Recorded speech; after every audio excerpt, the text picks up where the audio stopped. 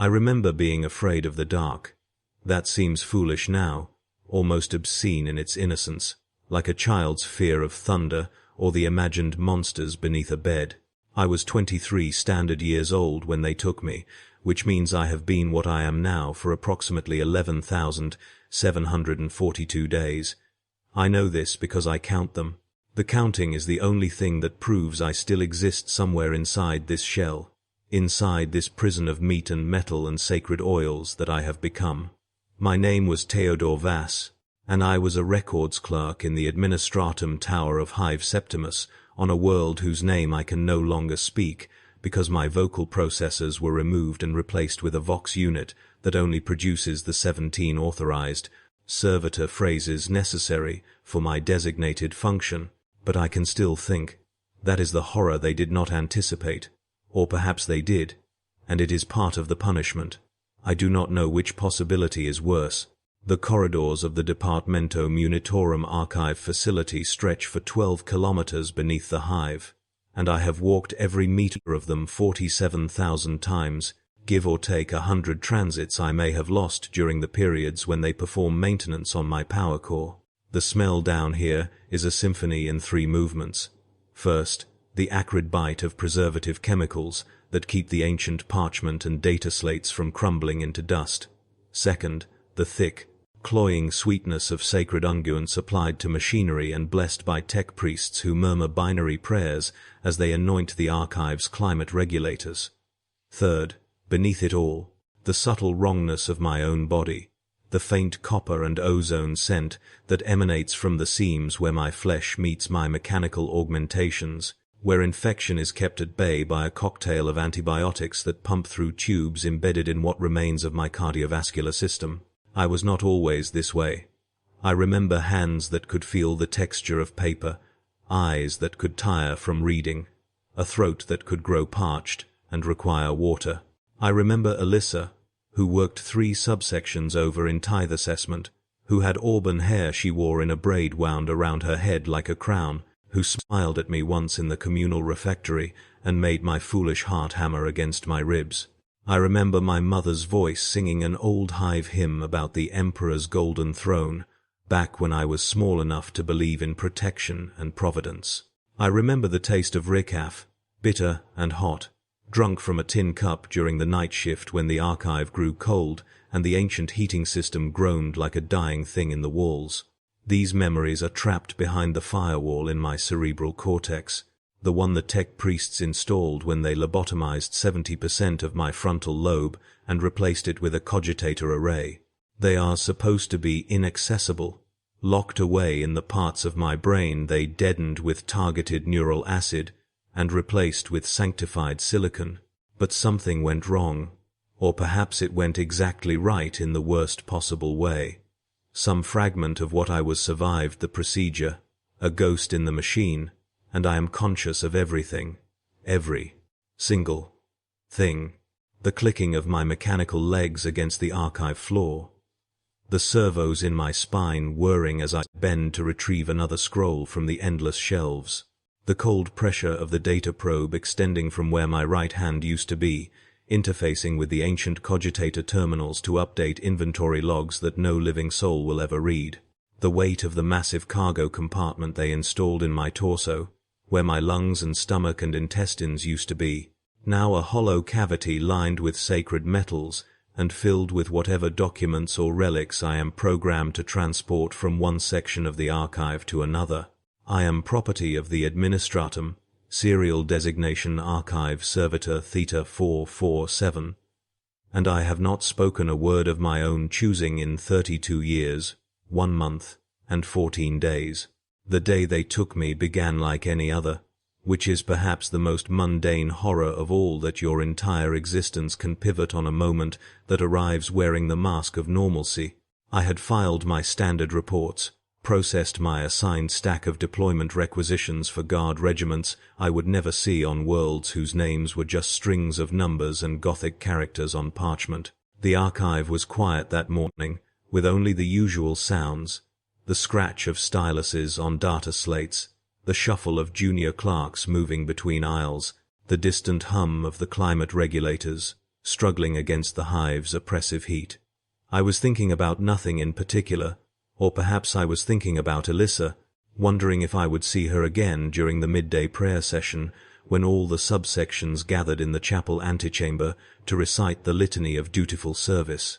Then the enforcers came, 3 of them, in the black carapace armor of the Adeptus Arbites, their helmets reflecting the flickering lumen strips like the eyes of insects. They walked directly to my station, and I remember the sudden cold sweat that prickled across my back, the way my hands went numb.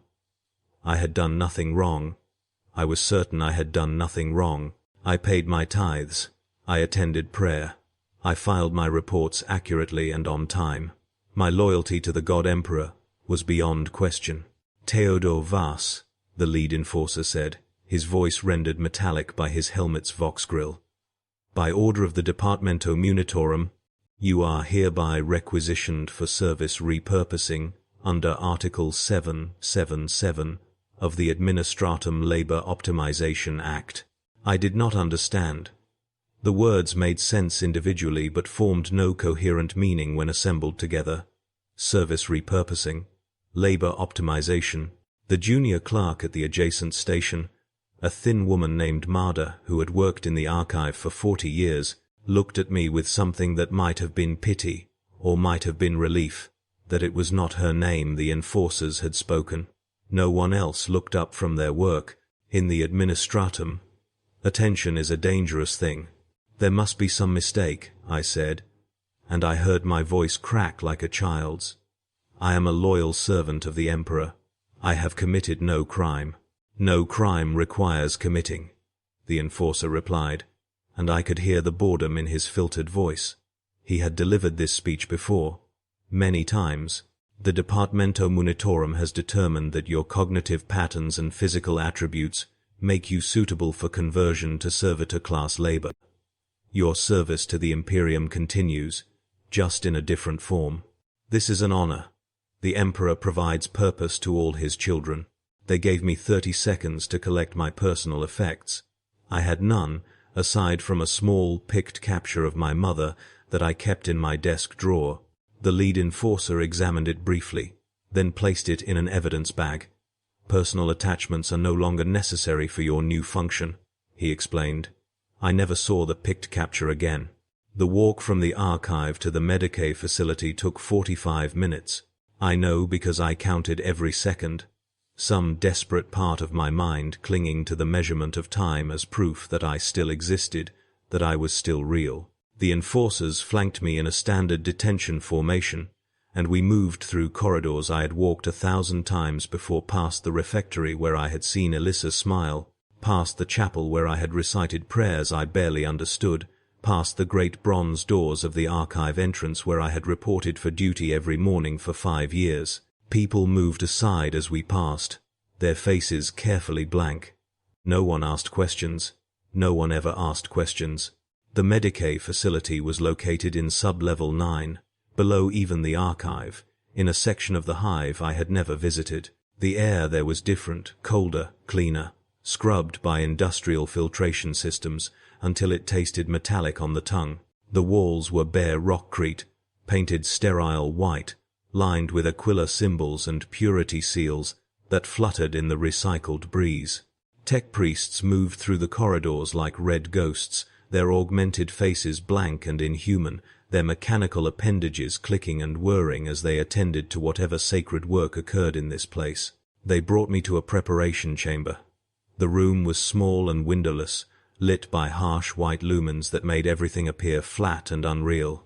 There was a medical slab in the center, restraints hanging from its sides like dead vines. A tech priest stood beside it, his face hidden behind an ornate bronze mask carved with circuitry patterns.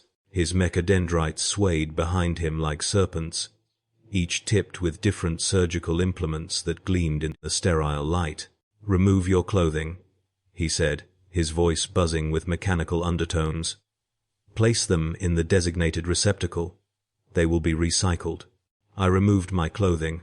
My hands shook so badly I could barely manage the fastenings. When I was naked, I stood there shivering, not from cold but from the terrible knowledge of what was about to happen.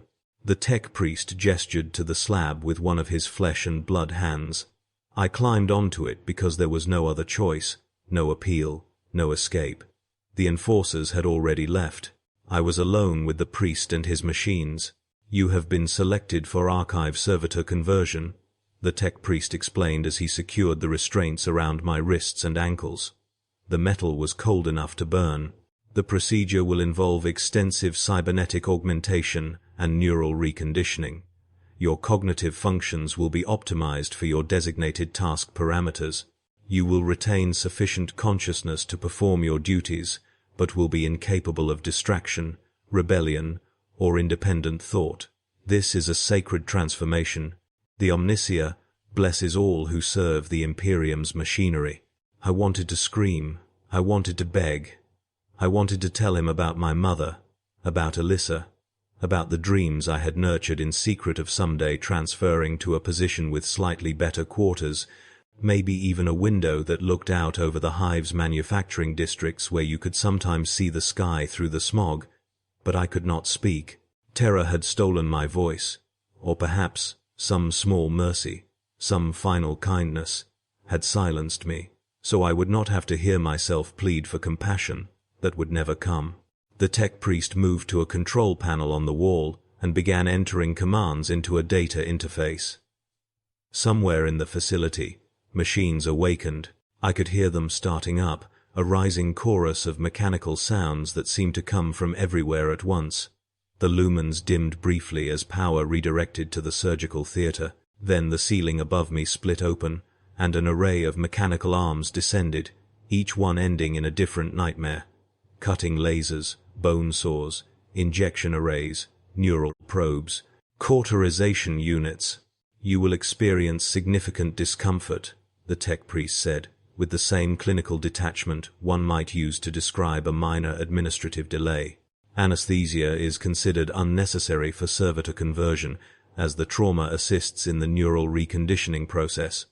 Pain is the crucible in which the flesh is made sacred.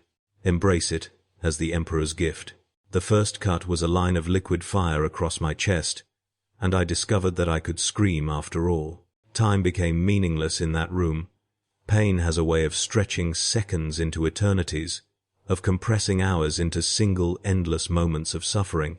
They opened me from sternum to pelvis, splitting me like a carcass in a processing plant. I felt them remove my organs, one by one, each extraction accompanied by a wet, sliding sensation and a new species of agony. The tech priest provided running commentary throughout, describing each step of the procedure in the same monotone voice, as if he were reciting a recipe or explaining how to file a requisition form. My lungs went first, replaced by a compact atmospheric recycler that hissed with each mechanical breath. My stomach, my intestines, my liver all removed, all replaced with the hollow cargo compartment that would define my new purpose. They left my heart, but only because they needed it to pump coolant through the tubes they threaded through my remaining cardiovascular system. My legs came next. They soared through bone and ligament, and I watched through eyes blurred with tears as they severed my connection to the limbs I had used to walk, to run, to kneel in prayer. The mechanical replacements they bolted to my pelvis were industrial grade, designed for durability and load-bearing rather than comfort or natural movement.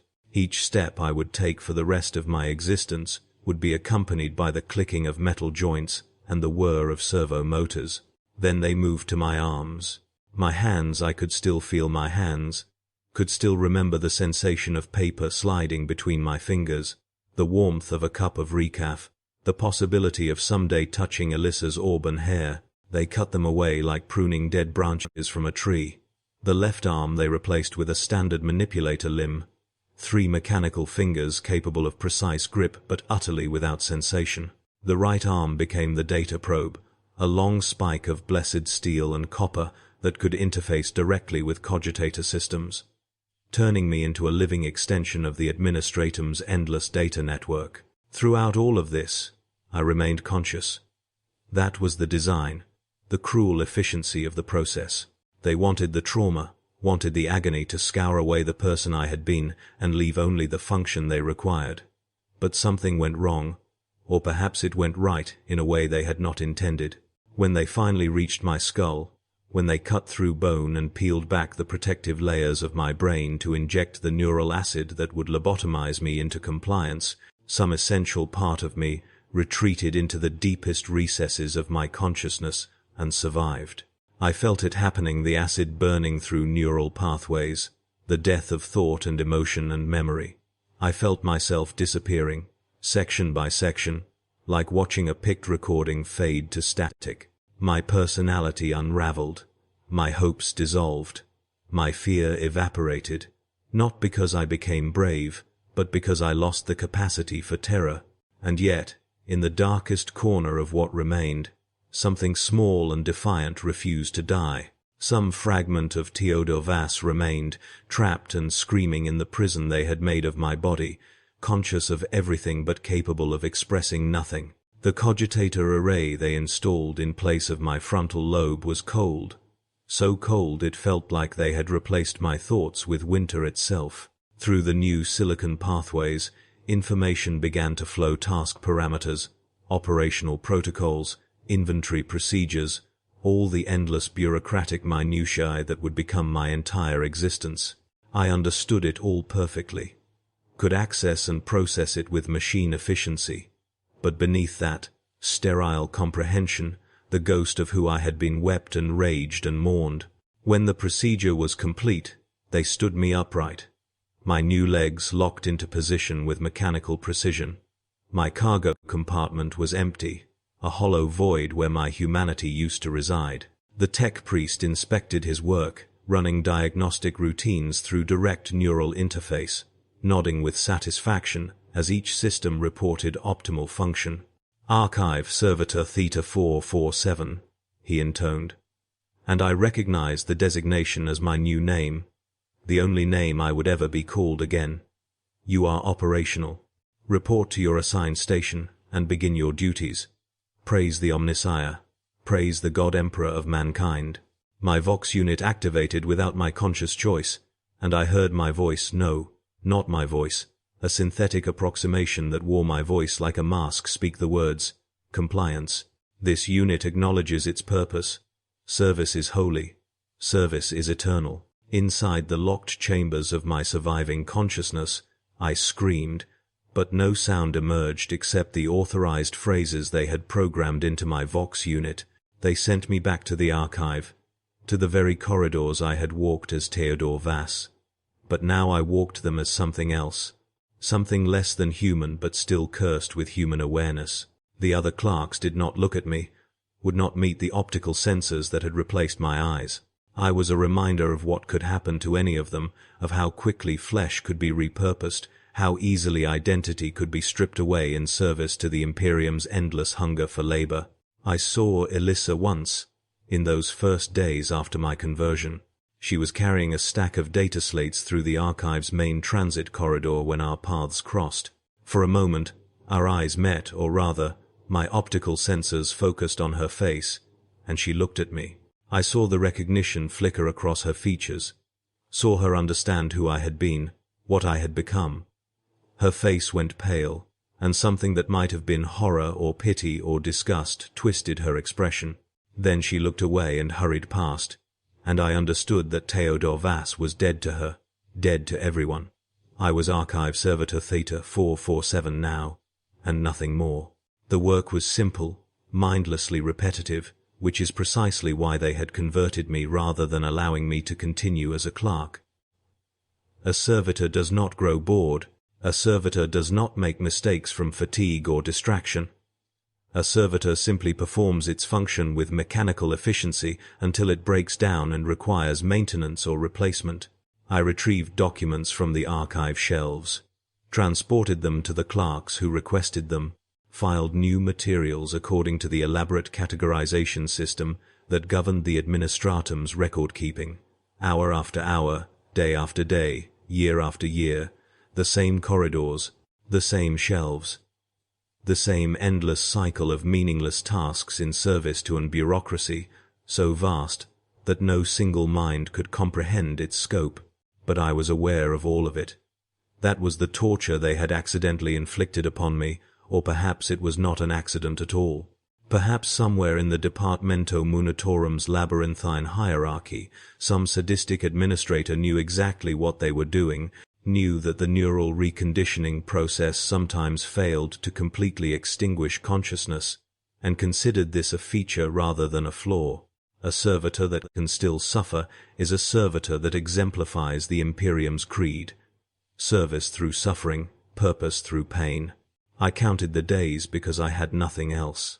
The counting became a ritual, a prayer to the ghost of my former self, proof that some kernel of individuality survived within the machine they had made of me. 11,742 days, 32 years, 1 month, and 14 days since the enforcers spoke my name in the archive, and ended the life of Theodore Vass. The archive never changed. The same senior clerk, Administrator Vex, presided over the endless filing with the same scowling efficiency he had maintained for decades.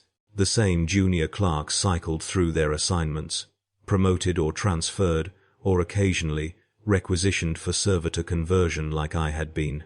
New faces arrived, pale and frightened, fresh from the Schola Administratum, where they had been trained in the sacred arts of record-keeping and bureaucratic procedure. They learned quickly not to look at the servitors, not to wonder about the minds that might still reside within the mechanical shells that served them, but I watched them all.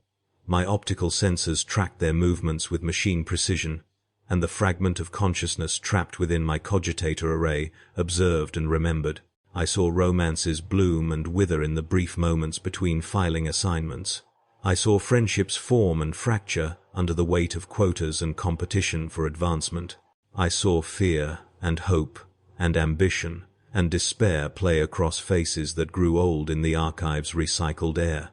And I saw, with terrible clarity, that none of it mattered.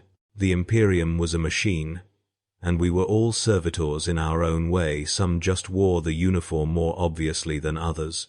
The clerks believed they were free, believed their lives held meaning beyond their assigned functions, but they were as much prisoners as I was, just not yet converted into the honest expression of their servitude. They filed their reports. They processed their requisitions. They recited their prayers. They served until they died or were repurposed, and then the Imperium replaced them with new bodies to feed into the endless grinding mechanism of its bureaucracy. Time moved differently for me than it did for them. The clerks aged, their faces acquiring lines and their backs developing the characteristic stoop of long hours bent over data slates. But I remained the same, preserved by sacred oils and regular maintenance, my biological components kept alive through chemical intervention, my mechanical systems replaced when they wore out. I was more durable than flesh, more reliable than consciousness. I was the Imperium's ideal worker, tireless, obedient, and eternal. Except I was not obedient, not truly. In the locked chambers of my mind, I rebelled constantly. I screamed without sound. I wept without tears. I cursed the Emperor and the Omnissiah and the Administratum and every tech priest and enforcer and administrator who had participated in my transformation. My rage was impotent, invisible, completely without consequence, but it was real. It was mine. It was the only thing they had not successfully taken from me. And I began to notice something else. Something that took years of observation to fully understand. I was not alone. There were other servitors in the archive, dozens of them, each assigned to different functions. Some were combat servitors, heavily armored and armed with integrated weapons, stationed at security checkpoints to gun down anyone who threatened the sacred records. Some were maintenance servitors, festooned with repair tools, constantly working to keep the archive's ancient systems operational. Some, like me, were labor servitors, designed for transport and basic data management. They all moved with the same mechanical precision, all responded to commands with the same pre-programmed phrases. But sometimes, when I passed one of them in the corridors, I would catch something in their optical sensors, a flicker, a momentary hesitation, a quality of focus that suggested someone was looking out through those artificial eyes, not just optical systems tracking movement. I began to wonder how many of us were trapped in our mechanical shells, conscious and aware but utterly incapable of communication, each one isolated in our private hells, unable to share our suffering even with those who understood it most intimately. There was one servitor in particular, a maintenance unit designated Epsilon 891, who worked in the archive's climate control section. Our assigned routes sometimes crossed near the junction of corridors 47 and 48, where a cooling duct required regular inspection. Each time we passed, I would focus my optical sensors on Epsilon 891's face, or what remained of its face, half flesh and half metal, and I would see it. The awareness, the consciousness, the trapped soul looking out from behind the prison of augmented flesh. I developed a fantasy, impossible and pathetic, that somehow I could communicate with Epsilon 891, that we could find some way to bridge the gap between our isolated consciousness and share our suffering. But there was no mechanism for such communication. Our Vox units only produced authorized phrases. Our manipulator limbs could only perform assigned tasks. Even if we had somehow managed to deviate from our programming, we would have been immediately identified as malfunctioning and taken away for remedial neural reconditioning, a process that would surely extinguish whatever fragments of consciousness had survived the initial conversion. So we passed each other in silence, two ghosts haunting mechanical bodies, aware of each other's existence but eternally separated by the very systems that kept us functioning. The years accumulated like dust on the archive shelves. I watched Administrator Vex grow old and bitter, his face settling into permanent lines of dissatisfaction. I watched junior clerks arrive fresh and idealistic, then slowly wither under the weight of meaningless labor until they became as dead-eyed and mechanical as the servitors they commanded. I watched the archive itself decay, the ancient parchment growing more fragile, the data slates failing one by one, the climate control systems breaking down and being patched together by Epsilon 891 and the other maintenance servitors who kept the entire facility from collapsing into ruin. And I counted the days. 12,000, 13,000, 14,000.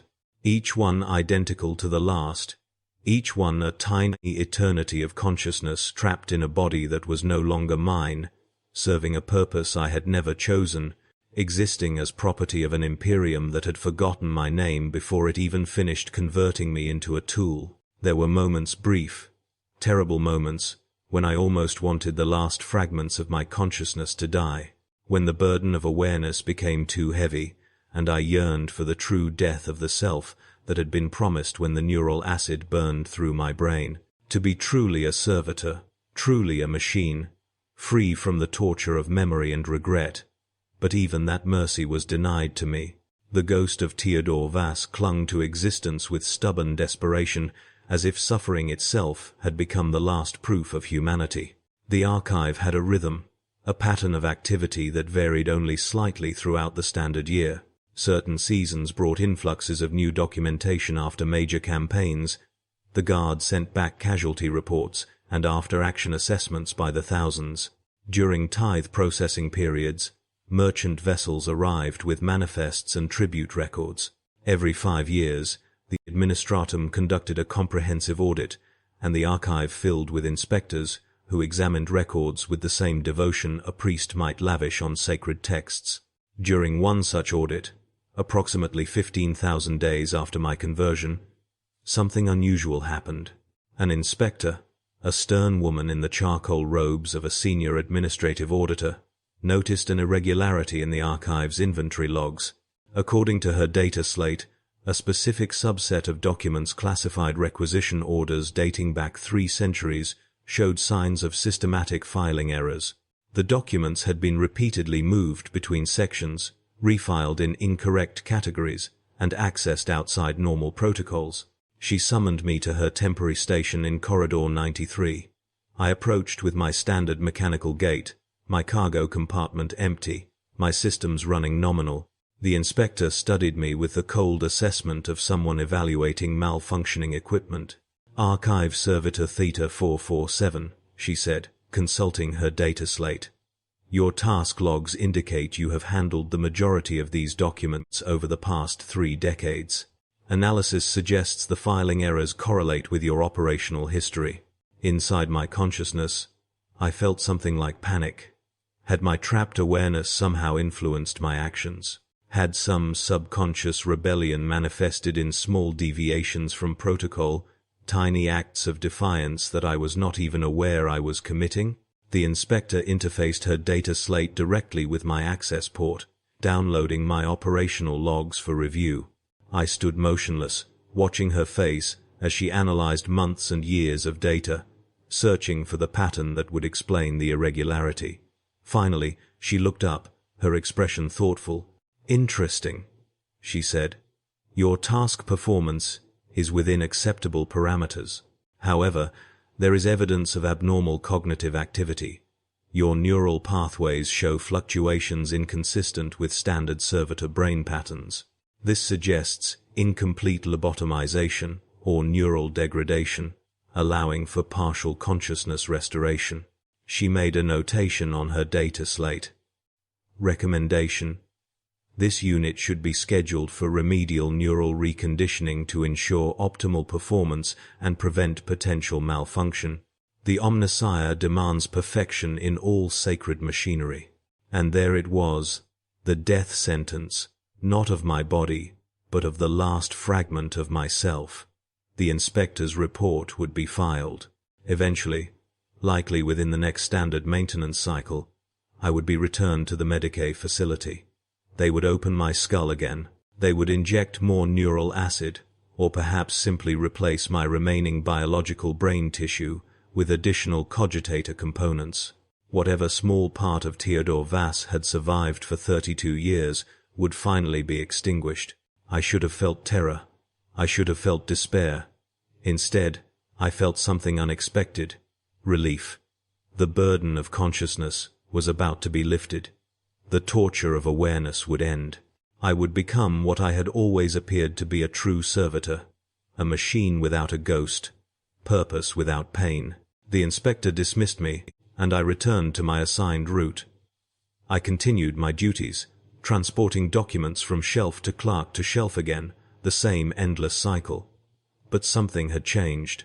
Knowing that my final death was approaching gave each moment a strange intensity. I looked at the archive with new attention, memorizing details I had overlooked for decades, the particular pattern of rust on the climate control vents, the way the lumen strips flickered in Corridor 78, the musty smell of parchment that had been decaying for centuries in the administratum's care.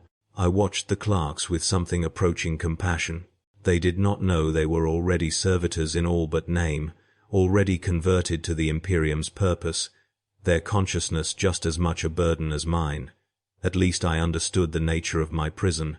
They still believed they were free.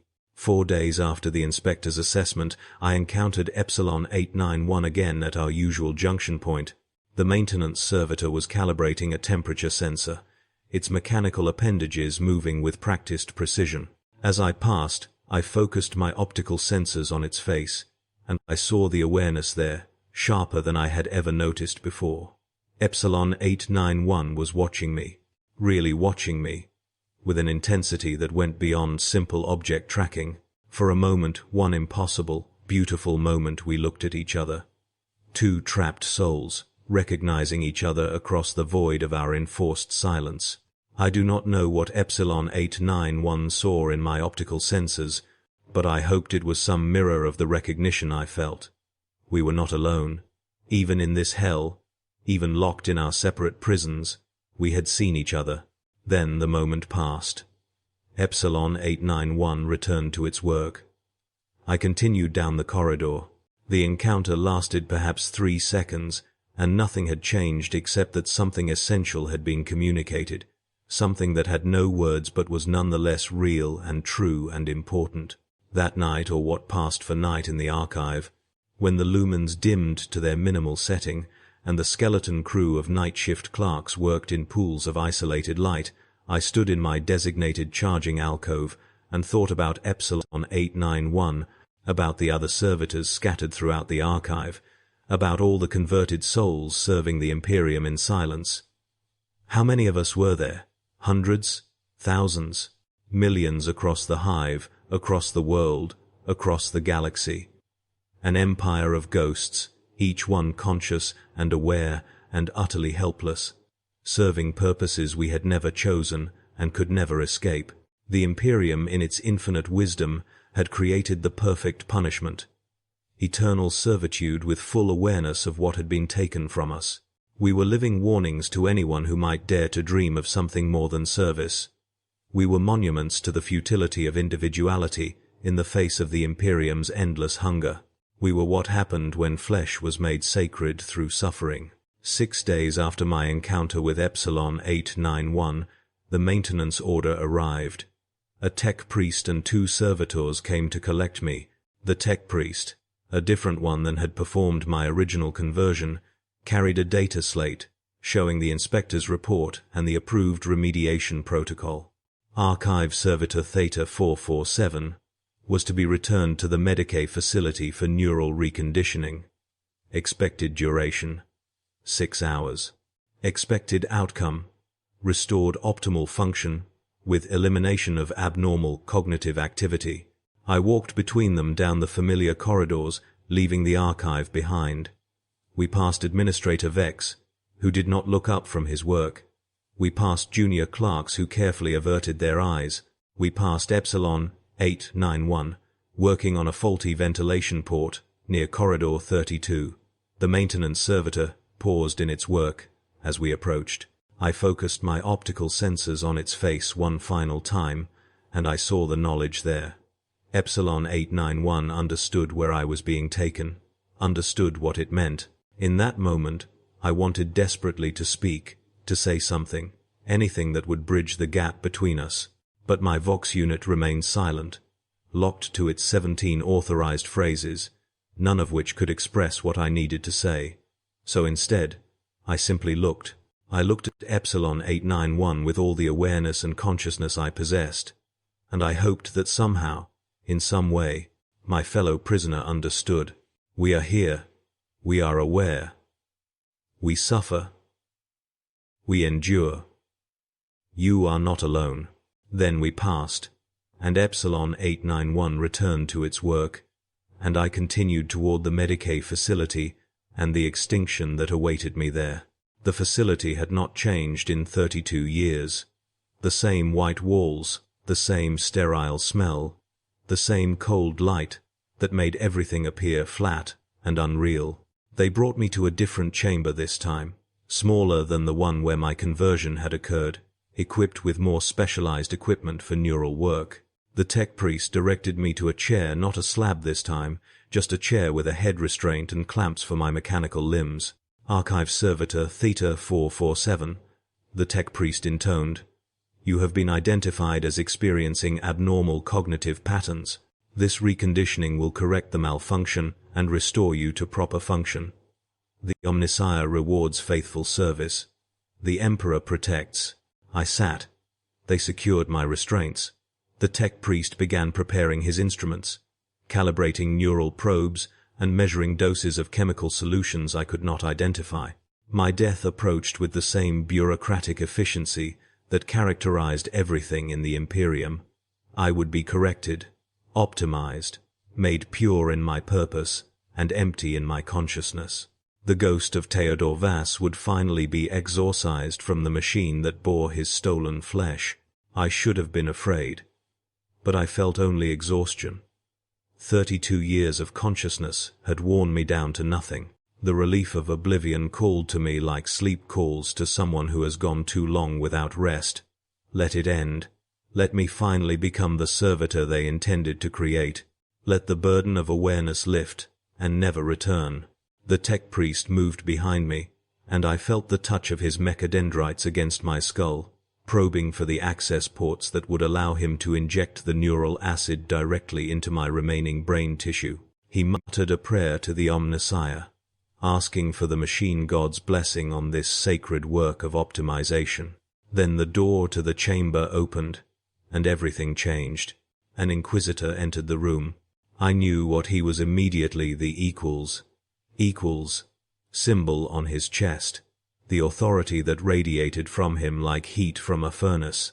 The way the tech priest immediately prostrated himself before him.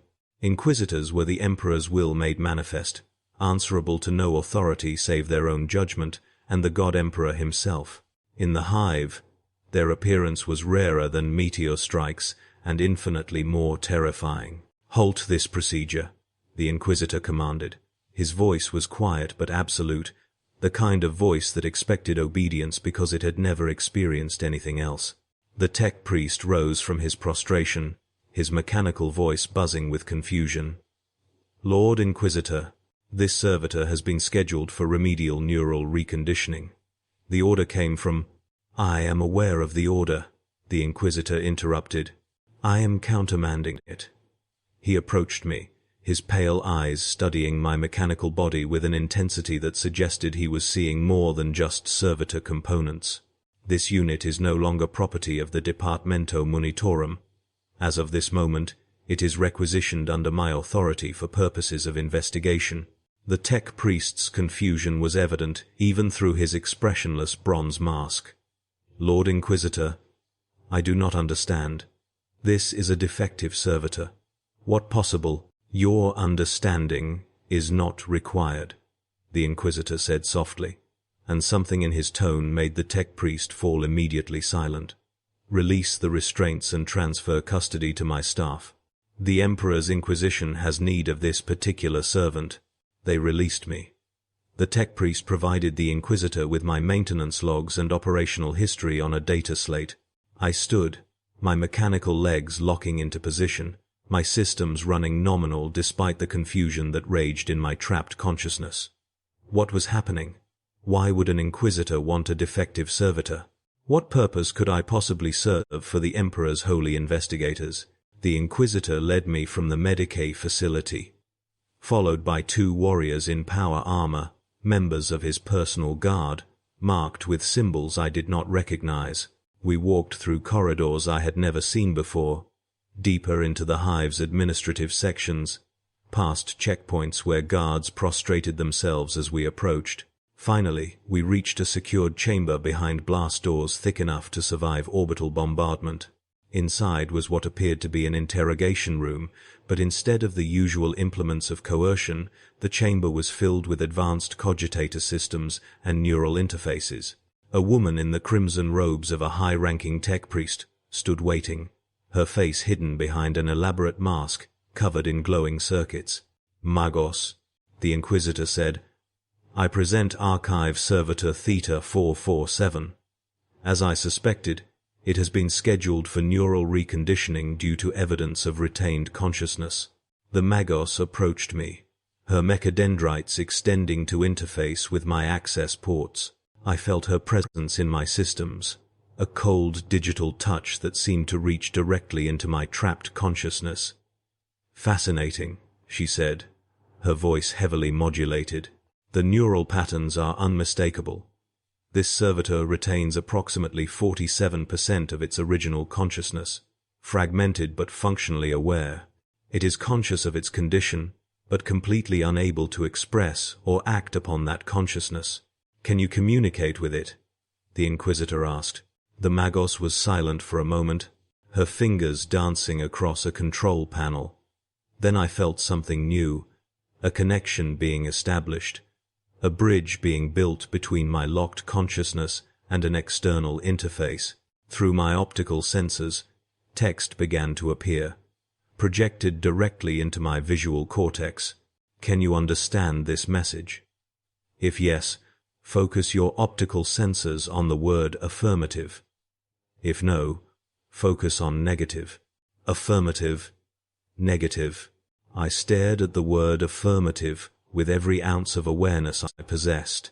My optical sensors locked onto it, tracking it with absolute precision. The Magos made an satisfied sound. "It comprehends. The consciousness is intact and responsive. Lord Inquisitor, your suspicions were correct. This is one of them." "One of them? One of what?" The confusion and hope and terror swirling in my trapped mind were so intense I thought my cogitator array might overload. The Inquisitor moved to stand directly in front of me. Archive Servitor Theta 447, or should I say, Theodor Vass. Yes, I know your name, I know who you were. I have been investigating a conspiracy within the Departamento Munitorum. Someone, or several someones, have been intentionally sabotaging the Servitor conversion process. They have been creating conscious servitors, deliberately ensuring that fragments of the original personality survive the neural reconditioning.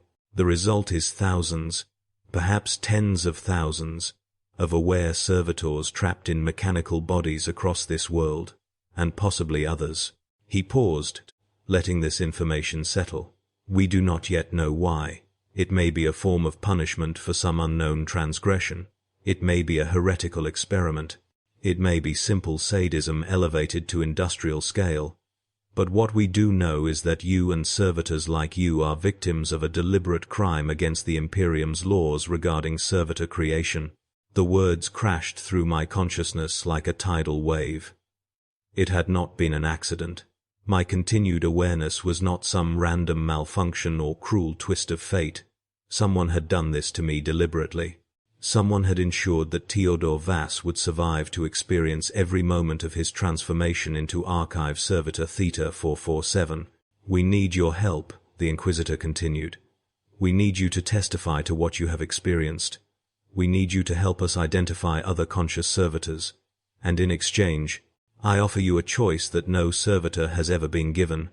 You may choose to complete the neural reconditioning and finally achieve the oblivion you were promised, or you may choose to continue as you are, aware and conscious, but working for the Inquisition's purposes with the knowledge that your suffering might prevent others from experiencing the same fate. A choice. He was offering me a choice. After 32 years of absolute helplessness, someone was asking me what I wanted. The Magos projected more text into my vision. You may respond with simple yes, no answers. Focus on the word corresponding to your choice. Do you understand your options? I focused on affirmative. Do you wish to complete neural reconditioning and achieve true servitor status? I stared at the words. This was it, the death I had been yearning for, offered freely. No more counting days, no more trapped consciousness. Just the peace of mechanical existence without awareness. It would be so easy to focus on affirmative, to let go, to finally die. But I thought of Epsilon 891. I thought of the other servitors in the archive, the ones I had seen awareness flickering behind their optical sensors. I thought of all the conscious souls trapped in mechanical prisons across the hive, each one suffering in isolation, each one believing they were alone in their torture. Someone had done this to us deliberately. Someone had elevated cruelty to the level of industrial process. And if I chose oblivion now, if I embraced the death of my consciousness, that someone would continue their work unopposed. More clerks would become servitors. More fragments of human awareness would be trapped in mechanical shells. The cycle would continue, eternal and unbroken. I focused my optical sensors on the word negative. The Inquisitor nodded slowly, and I thought I saw something like respect in his pale eyes. Very well. Theodor Vass, you are hereby conscripted into the service of the Emperor's Holy Inquisition. Your designation is unchanged, but your purpose is transformed. You will help us investigate this conspiracy. You will help us find and stop whoever is responsible for creating conscious servitors. And when our work is done, if you still desire it, I personally guarantee you will receive complete and final neural reconditioning. The Magos interfaced with my systems again, this time making modifications I could feel but not comprehend. I am installing enhanced communication protocols, she explained. You will be able to interface directly with cogitator systems, allowing you to type messages and express complex thoughts. It will not restore your voice or your body, but it will allow you to speak in ways servitors cannot. Something shifted in my neural pathways, and suddenly I felt connections opening that had been closed for 32 years.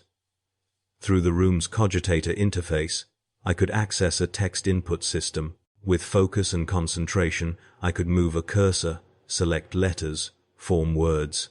My first message in 32 years took me 5 minutes to compose. Epsilon 891. Maintenance Servitor. Archive Climate Control. Also conscious. Must save. The Inquisitor read my message and nodded. We will retrieve this Servitor and any others you can identify. The investigation begins now, and so began the second phase of my existence. I remained Archive Servitor Theta 447, my body unchanged, my mechanical shell unaltered. But I was no longer property of the Departamento Munitorum. I was an agent of the Inquisition, a witness to crimes against the Imperium, and for the first time in 32 years, 1 month, and 18 days I had a purpose that I had chosen for myself. The days that followed were a revelation. Working with the Inquisitor's team, I helped identify 17 other conscious servitors in the archive alone. We developed testing protocols that could distinguish between true servitors and those with retained awareness. Each time we found one, each time I watched the Magos establish communication with another trapped soul, I felt something that had died long ago begin to stir again. Not hope. Exactly hope was too fragile a thing for what I had become. But purpose, meaning. The knowledge that my suffering might actually serve some end beyond the Administratum's endless bureaucracy. Epsilon 891 was the first we retrieved. When the Magos established communication, the maintenance servitor's first message was simple. I thought I was alone. I responded through the cogitator interface. We all did. Not alone. Never were. Together, Epsilon 891 and I began to map the scope of the conspiracy. It was vast, extending far beyond our single archive. The Inquisitor's investigation uncovered evidence of thousands of conscious servitors across the hive, each one deliberately created, each one suffering in isolation. Someone within the Departamento Munitorum had systematically corrupted the servitor conversion process, and we were just beginning to understand the scale of their crime. The investigation continues. I continue. Each day I count, not as proof of my suffering, but as proof of my purpose. 16,000 days now. 43 years, 9 months, and 6 days since Theodore Vass walked into the Medici facility and emerged as something else. I am still a servitor. I still walk the archive corridors with mechanical legs and transport documents in the hollow cavity where my humanity used to reside. My optical sensors still track movement with machine precision. My Vox unit still only speaks in authorized phrases, but I am no longer just Archive Servitor Theta 447. I am a witness. I am a survivor. I am a voice for all the trapped souls who cannot speak. The Imperium made me into a tool, thinking it had destroyed the person I was. But Theodore Vass survived, hidden in the darkest corners of a cogitator array, counting days and remembering what it meant to be human. They meant to break me. They meant to erase me. They meant to create a perfect servant without will or consciousness. They failed. I endure. We endure. And we will see justice done, or we will spend eternity in the trying. That is the choice I made, the choice I continue to make each day. I choose not to embrace the final death. The Imperium wanted a servitor. Instead, it created something far more dangerous, a conscious soul with nothing left to lose and everything to fight for. I am Archive Servitor Theta 447, and this is my testimony. This is my confession. This is my rebellion. And I am not alone. None of us are alone. Not anymore. The horror of my existence is real, but it is no longer meaningless. That makes all the difference. That makes everything matter. In the grim darkness of the 41st millennium, there is no mercy, no respite, no hope of salvation. But there is still the possibility of purpose. There is still the defiance of consciousness refusing to die. I remember being afraid of the dark. Now I am the dark, or rather, I exist within it, a small light that refuses to be extinguished. The Imperium tried to snuff me out, and failed. And every day that I continue to exist, aware and conscious and purposeful, is a small victory against the machinery of cruelty that sought to erase me. Let them try again. Let them do their worst. I have endured 32 years of hell. I can endure 32 more, and 32 after that, for as long as it takes, because now I know the truth. Consciousness is not a burden. Awareness is not a curse. They are weapons, and I intend to use them.